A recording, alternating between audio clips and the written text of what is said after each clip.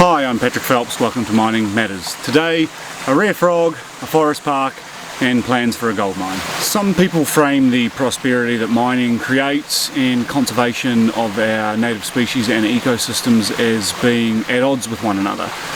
Now, I'd argue that they don't need to be. In fact, I'd go so far as to argue that mining on conservation land can actually be good for our native species, because the revenue from that, provided it's done in the right way, can give us the money that we need to fund the killing of things that we don't want. Given the only way to maintain a species is to allow it to replace itself faster than it's being removed from the environment, and given the only way to get rid of a species is to remove it from the environment faster than it's replacing itself, this funding is quite important. OceanaGold, a company with mines in New Zealand, the United States and the Philippines, is looking at its next big New Zealand project, a mine underneath Wharekirauponga in Coromandel Forest Park.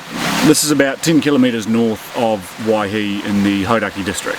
Mining's been the largest source of GDP in the Hauraki district for the last 22 years, all except for 4 years when it was second to dairy farming. If you average it out over the last 2 decades, its contribution per year to GDP is about 20.7%. A group called Ours Not Mines kicked up a bit of a fuss about the proposed or potential mining project in January. A couple of stories featured in the news, and the group's frontman claimed that it would have quite significant impacts on the environment. Ruin the beautiful, pristine bush and land and sea and water. Pretty big call, especially as far as the sea goes, given any mine would be about 8 kilometres inland from the nearest sea, and also, you know, underground, which we'll get to shortly. Impacts on freshwater, I don't know. The company won't get a resource consent without coming up with a pretty good management plan, and it won't be compliant with any such consent unless it meets its monitoring requirements.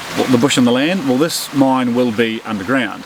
The plan is to tunnel in from private farmland 6.8 kilometres away, tunnelling into the ore resource, which will be underground. One of the biggest issues that has been raised is the potential impact on the forest, species living there, particularly the rare, endangered and ancient Archie's frog. Now, being that it's a tunnel, there will be very little surface impact except for 5 ventilation shafts, 4 of which will be on conservation land.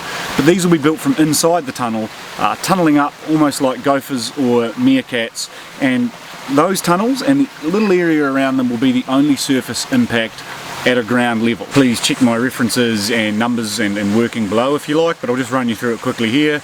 The park's area is 71,899 hectares. The company puts the estimated combined impact of all 4 ventilation shafts as having an above ground impact on the forest park as less than 600 square metres, but let's just run with 600 to make these calculations no harder than they need to be. That works out to 0.06 hectares, divided by 71,899 hectares, works out to 0.000083% of the park impacted, leaving 99.999917% untouched. Catherine Delahunty, a local Green Party MP, or former Green Party MP I should say, List MP who lives in the area and chairs anti-mining group Coromandel Watchdog.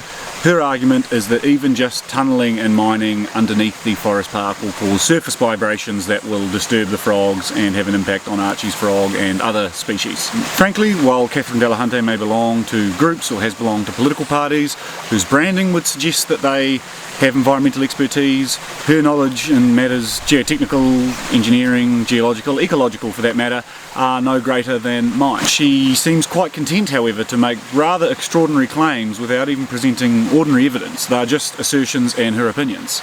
In enforcing the legislation that they are legally obliged to enforce, the regulators will make it their business to quantify, understand and manage every potential impact that will come from any mining operation that may go ahead. The Department of Conservation, for example, has every legal right to make sure that any mining that occurs on the land that they are responsible for managing on behalf of the public only occurs under conditions that they are happy with. In 2010 and 2014, the Parliamentary Commissioner for the Environment looked at the issue of mining on conservation land and basically deemed in the reports written at the time that the biggest issue by far, or the biggest threat by far, facing our native species and ecosystems is introduced plant and animal pests and predators. Stoats, rats and possums, for example, even though there are many other threats, those are considered to be the main three, they're present on 94% of New Zealand's land area. Mining, by comparison, I estimate, check the numbers below, to have an impact on no more than 0.04% of the conservation estate. And in many of the areas where mining is taking place, the land will be rehabilitated and nature will take it back later. Now, the conservation estate's 8.8 million hectares, it's about a third of New Zealand, so getting your head around an area of land that size and anything taking place within it can be difficult, but just for maybe being able to think about it a bit more easily, imagine shrinking the entire conservation estate down to about 2,500 rugby fields. Now, that would mean that mining only affected one of those 2,500 rugby fields, and the other 2,499 were unaffected by mining. But that doesn't mean that the rest of that area is safe, far from it. The previous Conservation Minister, who was and is opposed to mining on conservation land, said once in defence of the use of 1080 that she would like to see pest control or predator control over a far larger area of the conservation estate, but simply didn't have the funding for it. You're only controlling predators using 1080 over about 10 to 12% of the conservation estate. We need to do it over a much larger area. If I had the funding, that would be a priority for investment. By those numbers, 2,200 out of the 2,500 rugby fields aren't being made safe places for our native species because they're simply not receiving pest control, apparently because we don't have the funding for it. DOC's website and that of the NZ Herpetological Society list these species and threats to Archie's frog. The species is critically endangered, and even just maintaining its current numbers, let alone increasing the numbers, is conservation dependent.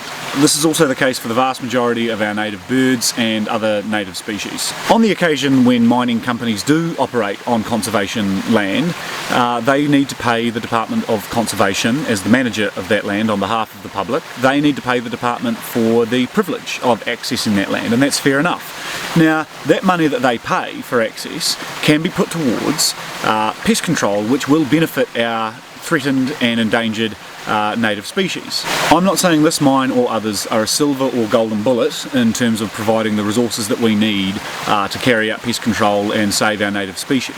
And it's possible also that when it goes through all the processes I've outlined and it's given due scrutiny, maybe it won't stack up environmentally and maybe it won't go ahead. My gut feeling though is that given the surface impact of mining on the conservation estate generally, but particularly this project is so small, and given the threat to our native species from introduced pests and predators is so great, and pest control is so expensive yet beneficial to the likes of the Archie's frog, projects like this are at least worth looking at. The cost, the opportunity cost of turning down the potential funding that we need, that opportunity cost is just too high.